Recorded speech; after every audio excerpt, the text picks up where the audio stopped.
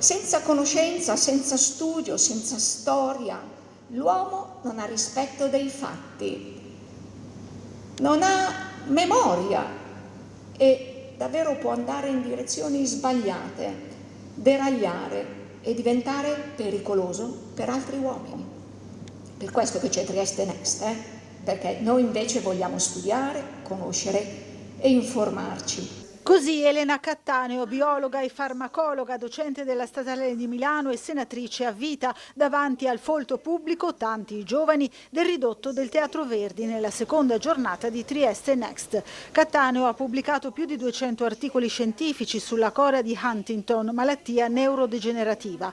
E per sottolineare l'importanza della scienza per evitare derive pericolose nella società, la biologa è partita dagli orrori della Germania nazista, con la sterilizzazione forzata e la soppressione dei malati. Le cosiddette vite indegne di essere vissute. Finite a decine di migliaia questi malati nelle camere a gas insieme a milioni di ebrei. Ecco, quando penso a queste cose capisco perché studiamo.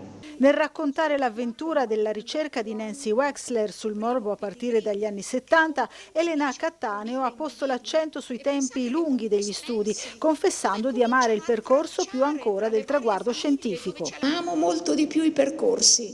Mi piace capire che cosa ci hanno visto che altri non hanno visto, perché il traguardo in genere è semplicemente un passaggio per un nuovo inizio, ma il percorso è stupendo. Perché se capiamo il percorso, capiamo il coraggio, la sfida e anche quanti gradini, se ci pensate, nella scala della conoscenza uomini e donne possono salire insieme.